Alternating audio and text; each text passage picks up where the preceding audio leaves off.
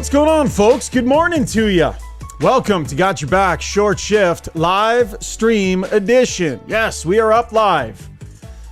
Twitter and on YouTube, and we want to involve you. Send us your comments, send us your thoughts, send us your chirps. We want to hear it all on Got Your Back Morning Live Stream Edition. I already made my first mistake. Don't have Zuby this morning, so no technical support, which means I'm running this pig by myself. We're supposed to start on the slate shot of all the sponsors when I fired up the live stream. Instead, I fired up Struds and I on the 2-shot, awkwardly.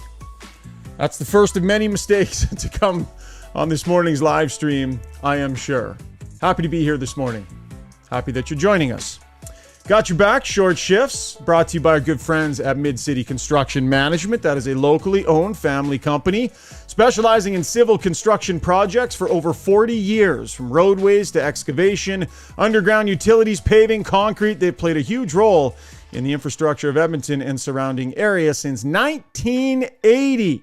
Good show for you today. We'll get to Struds in a moment. TSN Hockey Insider Darren Dreger. Did you catch insider trading last night on the mothership with LeBrun and CJ? Brett Pesce's name came up. Dregs floated the idea that the Oilers have some interest there. Struds and I are going to dig into it, and then Dregs is going to join us as well. Struddy, you're looking fresh off a workout, my friend, like real fresh off a workout. Tight.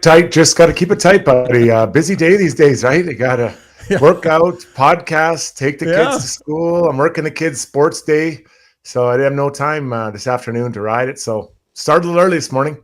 No kidding. So listen, you were on the pod yesterday, the Got Your Back NHL edition with LeBrun and Dregs and I. And, we talked about everything that happened over the last couple of days here in town, but we didn't really get a chance to hear a lot from you on it. I think anybody that's watching this right now probably just wants me to ask you the question, how are you doing? How are you feeling? And how are all the fellas? I know you and I have both talked to everybody over the last couple of days, but how are you doing, my man? Yeah, thanks. You know what? I've had a ton of people reach out, and unfortunately, I kind of knew this day was coming. Not that I wanted to come, but I knew it was coming. But I'm thankful for my time at that station. It gave me an opportunity to start a new career when I was done. You finish playing hockey, and there's the usual ones. You go into coaching or player development, and those would have been great options. Or this came up, and it gave me a chance to be home with my kids, which was really important to me. My kids were just babies at the time, and I was awful. I remember starting this nighttime show. I weren't that bad. I did some hits with you. You weren't that bad. The first night on the way to break, I'd say bye-bye, and that's how we'd go to break. And my producer would be like, I guess we're going to break. And so the next morning, I got an email from our boss, Rob Vavrick. Yeah. And he said, I love the energy. I love the way you brought it. He goes, it's like you literally have no idea what you're doing. And I wrote him back. I said, you're right. I don't. I told you that. I don't know. I have no idea what I'm doing. Yeah. So he came, he brought me in, he sat me down, and we went over my audio, and it was so embarrassing. And he was like, I think he knew I was going to be bad and knew I'd be that bad. But luckily, he showed me how to get in and out of breaks, which, at the time seems so hard. This is TSN 1260. Thanks for listening today. I'm Jason Strudwick. It's 10:42. I'll just be like, it's Jason Strudwick. Bye-bye. We'll be back. Like, no idea. I know, right? It's not introducing guests. So, to the average listener, it doesn't sound a big deal, but when you're doing it, you really got to be on because you're trying to paint skilled labor that I'm doing right now, Strud. This is skilled labor. Yeah. Well, at least people can see us, right? And they know it's just you and me. Mm-hmm. Imagine if there's 4 of us on here, that it's changing every 20 minutes. So, so I'm so thankful for the time I had there. I have no bitterness at all towards anyone. I loved it all, and I'll miss the listeners like that. That bond was unique, especially with that nighttime show, and then moving to the day was. The nighttime show, you had a lot of weird texts come in. I'm talking weird. Yeah. I bet. It was fun. So anyways, so I'm doing great. Honestly, there's no bad feelings. Yeah, and we've had a chance to talk to a lot of the fellas from 1260, and really looking forward to whatever projects they have coming down the pipe. There's a big void to be filled here in town. And I hope and I get the sense that all those guys are going to play a big role in helping fill the void. And we'll do what we can too, Struds. We're going to chip away and we're going to provide as much Oiler content as we can because we know Oiler fans are desperate for it. And so we're going to try and do our part here. And we hope to hear from some of those other folks as well. And we wish them luck. Okay, let's get to the breakdown brought to you by DLR Vinyl Products today. Of course, it's high quality, maintenance-free vinyl, decking, and fencing. If you need a change in your backyard, time to swap out to something different because you know that there's staining and sanding and painting that's coming. Why not think about going maintenance-free? You put it in, you leave it, it's beautiful. I've got it in my backyard. It's fantastic stuff. Rick runs the branch here in Edmonton, DLR Vinyl Products. Rob's got the one out in Calgary. So definitely give them a call. Look them up online, DLR Vinyl Products. Insider trading last night. Pierre LeBrun and Darren Dreger dropping the name Brett Pesce out there. LeBrun suggesting that the Canes are trying to sign him, but if they can't, heading into the last year of his deal, they would like to move him. And that there are definitely going to be some interested suitors. I'm going to grab Dregs on the phone here and we'll go over it with him. By the way, you know we're a little rough technically on Got Your Back. Like, I don't have Zuby this morning. I'm doing this all by myself. So I'm literally just going to call Dregs and we're going to hear the phone ringing and he's going to pick it up. It's not that like, it's not like that smooth transition where it's like suddenly he appears. No. I'm just going to call the guy. Before, or maybe while I do that, Struds, what are your thoughts on the potential for Pesce to drop into Edmonton in a top 4 role? He's a player I've liked for a long time, but he's very subtle. He's a very quiet guy, not quiet guy, sorry, quiet player. And I think that's a good thing out of a D-man like that. He's been well coached. He's a very good skater, good first passer, big guy. I think he comes across, I think he's over 6'3", if I'm correct. Yeah, 6'3". Yeah, so, this is just all from memory here, but, he's a player I really like, but very quiet. And that's a positive thing, and I'm thinking of a guy like Ekholm that I think he has a little more offense than Brett Pesce. I don't think. I know he does. Yeah. But it doesn't mean he's not effective. And quiet is good. Quiet eats minutes. Quiet doesn't make mistakes. Quiet. That is what, to me, quiet eats minutes. I like that, man. Yeah. I like and that. Quiet eats minutes. Yeah. So when I look at that type of player, that's what I'm seeing and hearing. So this is an obvious player that would upgrade that top 4 and quite frankly probably finish the top 4. Yeah.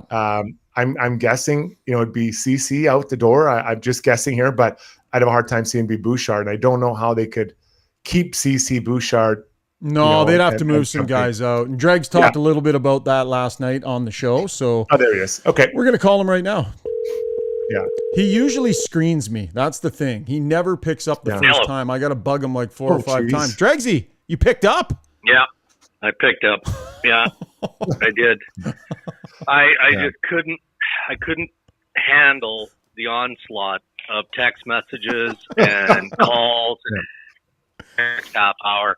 So I just picked up on the first ring. All right. Well, listen, we'll hit it quick and we'll get you back to walking tiny or whatever you got going on this morning, eating some bird food or something like that. So Struds and I were just talking about your report on insider trading last night. LeBron mentioning that the Canes are, they're wanting to sign Pesce, but if they can't, definitely open to moving them. They don't want to lose them. They don't want to walk them into free agency. And you did what we call a chime in the industry. You chimed off of Pierre's point and said that the Oilers would probably have some interest. So what's your sense, Dregs, on their level of interest and the likelihood that they maybe get ahead of this thing a little bit and actually make a meaningful change like that ahead of the season as opposed to later on in the year? Yeah, well, it's going to be a challenge, right? Because Brett Pesce is looked at as almost a perfect fit for a lot of clubs.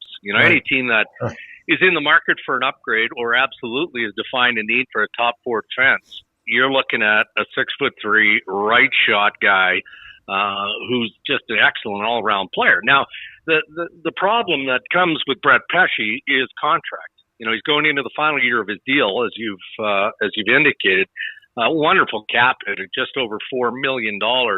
Newly represented by Judd Moldaver. So what's the extension going to look like? Yeah. And I suspect it'll be a beefy one. So, I think we have to qualify the level of interest here. And I know that the Oilers are interested. I know the Buffalo Sabres are interested. And there's probably 10 more teams with interest for all the reasons that we've already talked about here. So I wouldn't get my hopes up too high. But when you've defined an area of need and want, they want to upgrade on what they have in Cody Ceci. You guys know this. So you have to be involved in those conversations, and I'm pretty sure the Oilers are. Yeah. So, you look at when you talk about an extension, I mean, that extension's got to be, is it close to double where he's at now? Or like, is that just over 4? Is that, I guess it depends on term, Dregs? Yeah, it depends on term, Struds. And full disclosure, I really haven't kind of dug into that side of the equation. But I will say this. Tom Dundon, the owner of the Carolina Hurricanes, is a shrewd dude. He just is. When he entered the NHL, all of us are rolling our eyes going, oh, boy, this guy is a piece of work. And he's proven to be, heavily involved. But, you look at the contracts for the Carolina Hurricanes and their existing roster, that to me looks well managed. And that's not just Donnie Waddell and the management group in Carolina. That's Dundon with his hands on the wheel. So if they're considering trading a piece like Brett Pesce, then you know that they're not comfortable with the extension talks and what that number is going to look like. So it'll be a beefy one, but it's also well-earned, I would say, at this stage. Dregs, you've clearly dug in on the Oilers a little bit here. Do you have an overarching sense for their level of aggressiveness to make improvements, right away here versus – I mean, they were close. We've talked about this. They were close. Vegas won that cup. The Oilers were right there with them. Probably isn't a lot of dramatic change needed, but when you have the chance to add something significant, you probably have to explore it. So is this more kicking tires and exploring, or do you sense this is more a bit of a sense of urgency to move the needle before the season starts? Yeah, well, look, it's always easier to make bigger trades in the offseason, even though Holland pulled off a beauty in acquiring Ekholm from the Nashville Predators. So I think that managers generally have gotten comfortable with being aggressive and managing, manipulating, creatively dealing with the salary cap. And maybe, as we talked about on the podcast yesterday, maybe that's where Kellen McCrimmon and the Vegas Golden Knights and Julian Breezeball and the Tampa Bay Lightning deserve some credit. Right? What are you waiting for if you know that the window to contend for the Stanley Cup is open? Why aren't you trying to go all in every single year? Yeah. And there's more flexibility in the process to do it in the off season. So when I look at Edmonton, and we talked again yesterday referencing the Oilers, what they might do, and I think either Struds or somebody said, well, I think there'll be some tweaking. And maybe that's what this is. But defense is 100% priority. And what if you get Connor Brown on a bargain deal, right? There's a guy who can play in the top 6, and if he's playing in your top 9, that's a real nice ad for the Edmonton Oilers, and there's connection there to Connor, McDavid, all that stuff. So, but it has to be addition and then subtraction. So CC would be on the block, Fogle, as we know, Yamamoto, as we know, and then who else? Because the money has to make sense. It has to work, and Edmonton is going to have to find a way to loosen that up. When you go back and talk about Carolina, they're probably feel like they're in a bit of a window right now too. So I'm guessing the return for Pesce, they don't just want a draft pick in 2027 and a Darren Dreger autograph. Like they're probably looking for something more now. Like aren't they? Or do they have an internal solution for that spot? Well, if they want a 5'9", 5'10" forward, then Tyler Yamamoto would be a perfect fit for the Carolina Hurricanes. Yamo and Puljujarvi reunited. Yamamoto and Puljujarvi reunited, right? Yeah. And I say that out of respect to Tyler. Yeah, of course. But yeah, I'm with you, Struds. Rod Brind'Amour isn't looking for pieces that aren't going to help him now. That team's a really, really good team, and they ran into a buzzsaw juggernaut in the Florida Panthers. I've heard that, and the goalie carousel in Vegas, you can apply that to what we saw at varying points of the season with the Carolina Hurricanes. But I've heard that they might be in the market for a goalie again, which kind of surprises me a little bit. Mm-hmm. So is that an area of need or concern for Brind'Amour and company? Perhaps. But again, I'm gonna refer to Tom Dundon. No different than Bill Foley. This guy wants to win as much as any owner in pro sports. So I'm sure he's put the screws to Donnie Waddell to make sure that their lineup is better and deeper. And they need a little bit of good luck too, right? I mean, they were so banged up offensively, with the loss of all those players up front, that a healthier lineup probably helps them obviously go deeper and maybe a better outcome against Florida. The other thing too is if they end up moving Pesce, they free up that cap space. I mean, they could move him for futures and then use that cap space and the space that they were going to sign him with and do something in free agency or find a player elsewhere, because you do want to try and stock the shelves at the same time. Great stuff, Dregs. Thanks, buddy. Before we let you go, hey, we made a bit of an announcement yesterday. The Ray and Dregs Hockey Podcast coming across to the Got Your Back Podcast Network. I had a couple friends reach out. They're like, dude, you're going to be on Ray and Dregs? And I was like, no, that's not how it's working. So, Dregs, maybe let's just explain to people what this means. Struds and I, as the originals, are thrilled to have you and Ray, but really not a lot changes on your podcast. No, I don't think so. Why fix something that isn't broken, Ryan? I mean, it is a finely tuned machine. Well, we might do something about Ray's camera. We might have to upgrade that. Yeah, technology is going to have to be improved, and that's a big part of the move. No, look, I mean, as we talked about yesterday, we like working with good people. We work with good people at Go Goat, but we're just embracing an opportunity here to expand our reach and grow the podcast, and we feel comfortable and confident in doing that. Although, when I quote tweeted the announcement that we made, as you sifted out video-wise, I think I had like 3-4 replies. So I don't know that anybody actually cares. No, I don't think they do. I think Struds and I are the ones who care the most. We're just excited. Giddy, and everyone is like, what does this mean? Like, it doesn't mean anything to me, does it? No, it doesn't really doesn't. And Dregs, we're excited nonetheless. Yeah. And Dregs, before you go, Schauger is making me say this, so I just want to apologize for my rude comment yesterday suggesting you're a quote-unquote smaller guy like UC Soros. And that's why I like you. So, sorry, and it won't happen again. Struds, that's your new boss, buddy. That is your new boss.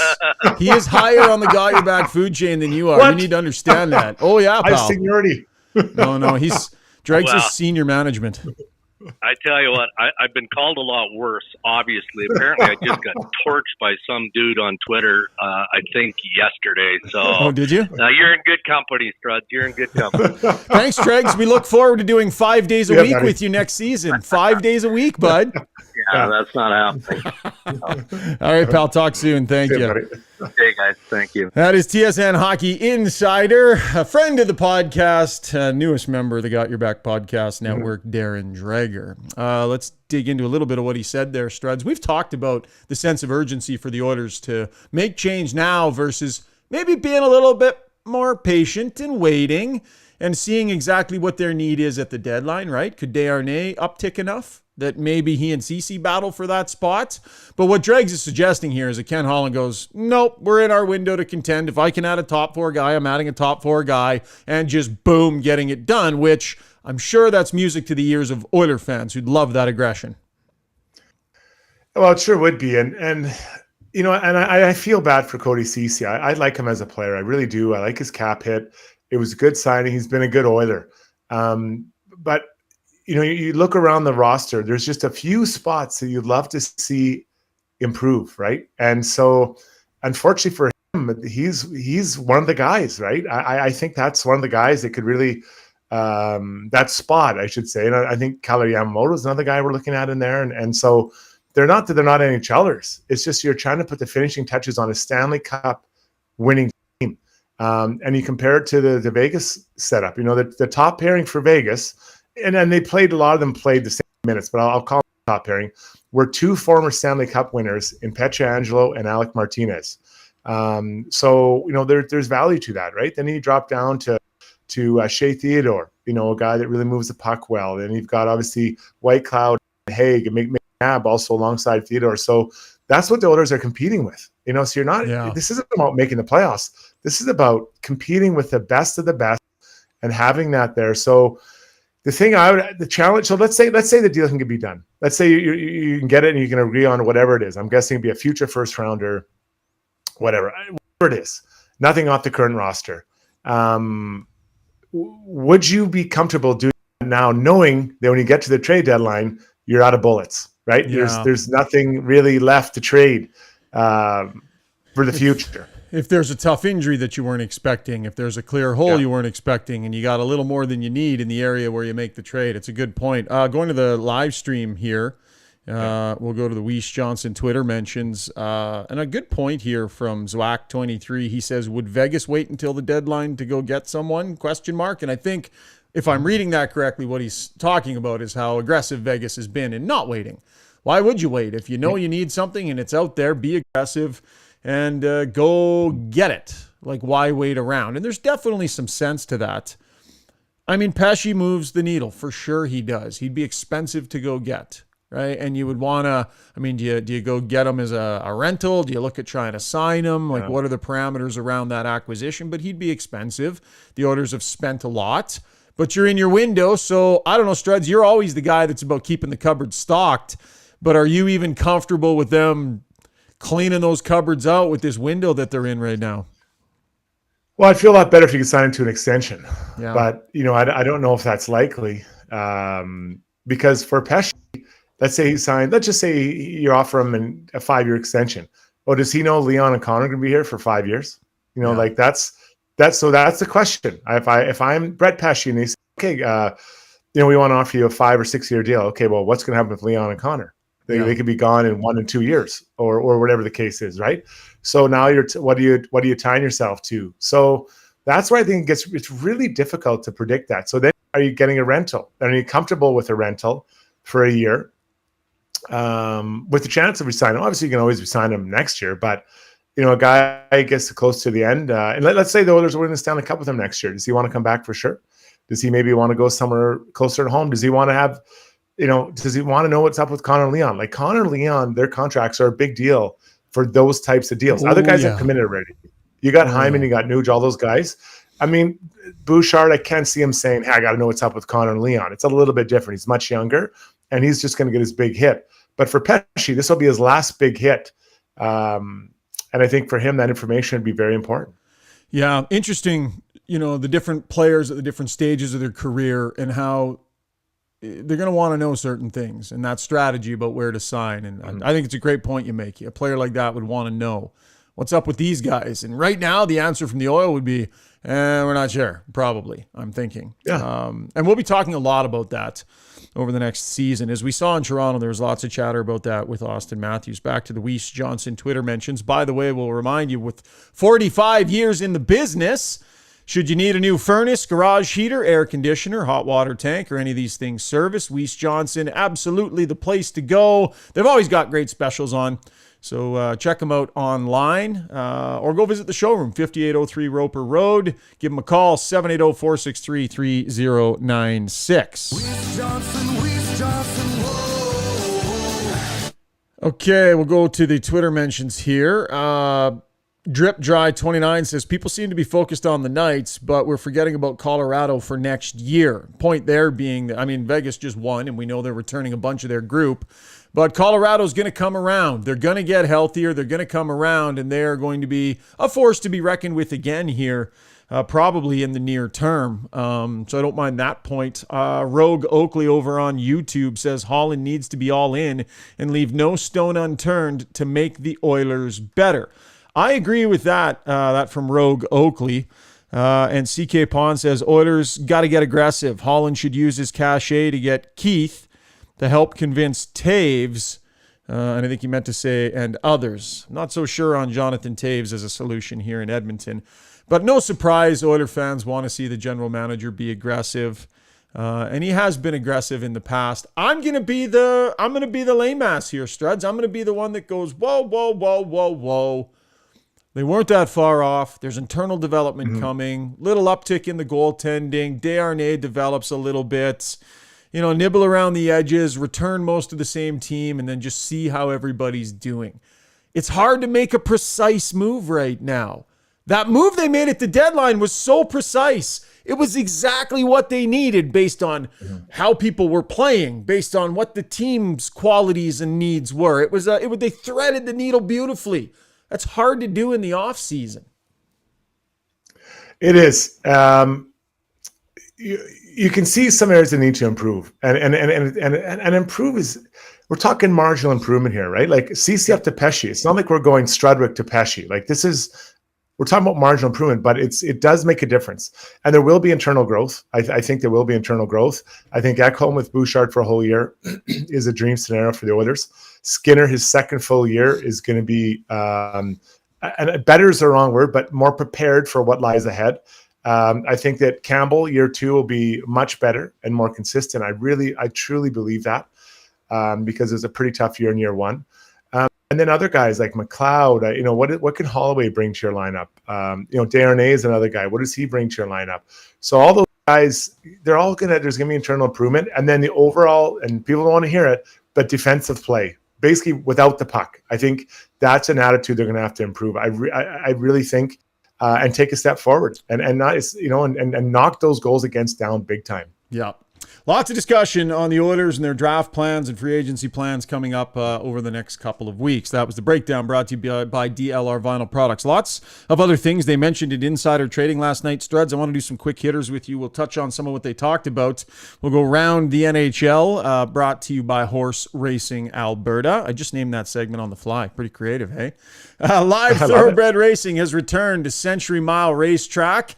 Stand trackside, feel the thunder with some of the finest thoroughbred racing in Western Canada. Make sure you go check it out. It's a great night. You make a night of it. Dinner, watch the ponies, a little bit of gamesmanship. It's a great atmosphere down at Century Mile. Highly recommend it. And thanks to our good friends at Horse Racing Alberta for their sponsorship here on Got Your Back. I'm going to go back to the Weiss Johnson soundbox here because one thing that came up yesterday, did you hear Matthew Tkachuk's availability? Did you hear him talking about how they what it took for him to stay in the lineup and keep playing? Here's Matthew Tkachuk. Yeah, needed help getting onto the table here to get treatment but everybody played a huge part in getting me to play that game. I mean, my brother was staying with me and had to get me out of bed and get me dressed to come to the rink, and I had guys tying my skates and putting on my jersey, and just helped me with everything. So I'm happy that I was able to attempt and play that game, but I knew I wasn't myself. No kidding. So he's playing with a cracked sternum. I've hurt my sternum before, Struds. I don't know that I've ever cracked it. Have you had that injury? That seems excessive. Yeah. I love my brothers, man. If my brother was laying in bed with a cracked sternum, I'd be like, you know what, dude? Sit this one out. Yeah. Stay in bed. But that's the Tkachuk brothers, right? They're wired that way. Get your ass up. I love the fact that he played, but I think at some point there's got to be some not common sense, because I don't think that's, but I think there's got to be a voice of reason and saying, buddy, you can't go, and I'm not risking more injury, but I guess you are vulnerable, right? Because you can't really defend yourself and you can't do a lot of things. And I actually thought it was a shoulder, just from the hit that Kolesar hit him on. I thought it was a shoulder, and see here that it was a cracked sternum is crazy. And then the attempt to play. One time I hurt my shoulder. I knew it was bad, but I didn't tell anybody. So I didn't tell it for 2 days. I was just suffering, and it was a torn labrum in my shoulder. It was separated. It was just a mess. A broken collarbone. I didn't want to tell anyone because I wanted to keep playing. And I got Game 7 of the Stanley Cup Final, or Game 21 of the regular season. Mid-season. What are you doing? I was playing a ton, and I was playing well, so I didn't want to come out. No wonder your shoulders are sitting so buckled and uneven right now. Look at it. It's got to be that one on that side, right? Which one is it? It's my left one. Yeah, you can tell. It's still messy. So anyway, I tell my partner, we practice. I can't pass the puck or shoot. You do everything. He's like, no problem. And then I couldn't hit anybody. So my first shift against Ottawa, I get hit by Chris Neal, and I'm in tears on the bench. And the trainer's like, what's wrong with you?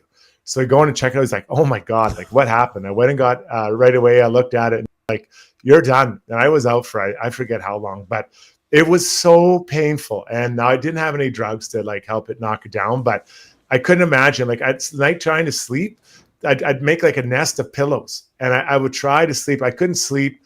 You're just bagged all the time. It was crazy. And now I'm not as good a player as Tkachuk was, but it was so brutal. To try to be physical. Oh, I don't regret doing that, because I thought maybe I could get through it, but to play, let's say 20 games with that, it would have been a nightmare. I can't imagine playing one with a cracked sternum. I can't imagine what you were thinking. I'm not going to mention this. It'll go away. What did you think the long-term solution was going to be to that?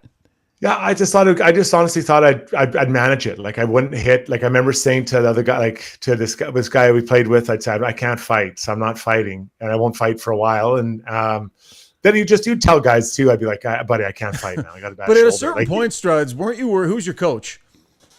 Brian Sutter. Okay, at a certain point, aren't you worried that Brian Sutter is gonna like wander down the bench to the D coach and be like, "Hey, who's the D coach?" Yeah, what was his name? But yeah, anyways, But he says to the D coach, "Hey, have you noticed that for the last 10 games, Struds hasn't thrown a hit, hasn't made a pass, hasn't taken a slap shot, hasn't taken a fight, and has basically been complete horseshit? Is it just me, or are you noticing that too? Like you're hurting yourself by doing it, right? Which I'm sure you now know." I still have my legs. My ability to wheel and deal was still there. And I had a good stick. It's like when you go blind though, and your other senses get more acute. Oh, right. You know? Yeah. Okay, so Neo. my stick Way to go. was better. Yeah. So no, you know what? It wasn't.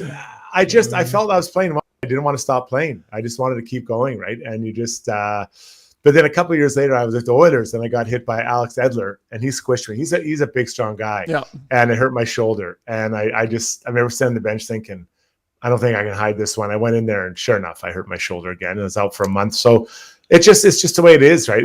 But I mean, I'm not trying to say I'm a hero, but just the idea of playing with that level of injuries, whether it's Ekblad or Kachuk or Montour or any of those guys that we heard that really both teams probably had a significant injury list.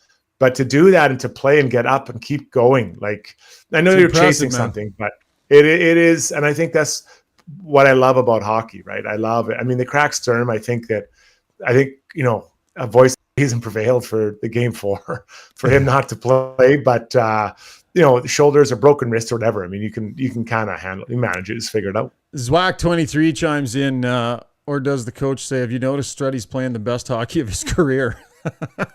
Less is more for Struds, eh? Well, you know what? They're like, don't touch the puck. It's just a great time. But I want to get back to a comment you made earlier. And this, I'm sorry, I'm a little delayed, but I can't remember who said it. It was a doctor or whatever, talking about worried about Colorado. Yeah. I recognize that Colorado's going to be better. Got to think about the Landeskog's not there. Mm-hmm. He won't be there all year. I think he's a huge part of their team. He's maybe not the sexiest player as far as, highlight reel goals, but he does all the little stuff that I think is really important on the ice. But the team that I'm worried about, and this is short and long term, is the LA Kings. And they're going to be a very good team. I think signing Gavrikov helps them. Obviously, he was good for them in the playoffs. Just, and I think I undervalue maybe what he brought. I don't think he's Ekholm, but he's pretty good. Their challenge, though, is in the pipes. I have no idea who their goalie is going to be. The guys that talked a little bit about maybe Connor Hellebuck or someone like that. But I'm telling you, that team is good. It is a really well drafted, developed, traded for, free agent signed team, right? Like they check all the boxes and well coached. So I think Oilers fans, I'm not saying this to scare you, but it's Colorado, it's Vegas, and it's LA. They're all three for me are right in that tight box of good teams. Oh man! All right, we were going to get into some insider trading stuff, but instead we got into story time, which we always love from you, Struddy. So we will save that for another episode. Had a few questions on the stream here about where we're available and how, and I think we'll just quickly explain to people kind of what our plan is. What we've been doing is we've been streaming our podcasts live on Twitter whenever we can. So if you go onto my Twitter feed, you'll be able to click in and watch directly off your phone on Twitter. We're also streaming live on YouTube. So if you've got the YouTube app, you can go to our Got Your Back page. If you subscribe, you'll actually get an alert every time we go up live. Now, Struds, we're going to try and do a little bit more in the coming weeks. I think there's lots of room for Oiler talk, so we're going to try and do that in the coming weeks leading up to the draft. And we're putting plans in place for next season. What we can assure people is we are going absolutely nowhere. Got Your Back is locked and loaded and ready to go. We got Ray and Dregs on board. We're going to be pushing their podcasts out as well. So lots to come. So download and subscribe. And thanks for doing so. Struds, great job today, buddy. What else is on the agenda? You clearly have your workout in already because you're shiny. Yeah, a little shiny. Yeah, it's a good little grind. No, I've got my kid's sports day at school, so I'm gonna be grilling barbecues. I got to be there in about an hour and 20 minutes on a barbecue. Yeah, I love it. I love it. Got the big stick on the grill. Yeah, good stuff, buddy. Great job today. Thanks for doing this. Love doing the podcast with you, buddy, and really look forward to doing more and more. So have a great day and cheers. Likewise. All right. The great Jason Strudwick with Battle Stories. I love it. Thanks for tuning in, folks, here on Got Your Back. Thanks for your downloads and your subscriptions. And love your contributions on the stream as well. We're going to do more of that. We want to get more listeners involved. Carpenter Man 9 just asked, you guys on Spotify? Yes, we are on Spotify. The video element isn't up on Spotify. We don't have that going. I'm not sure we can just yet. But you can find the podcast on Spotify, really on all the major podcast platforms. We are there to be found. So you've got your live stream here with us, and then it gets pushed to podcast form, and it'll be available on all your streams here shortly. So thanks for coming along for the ride. Tons more to come, and I hit just as the music does. Boom. Have a great day, folks.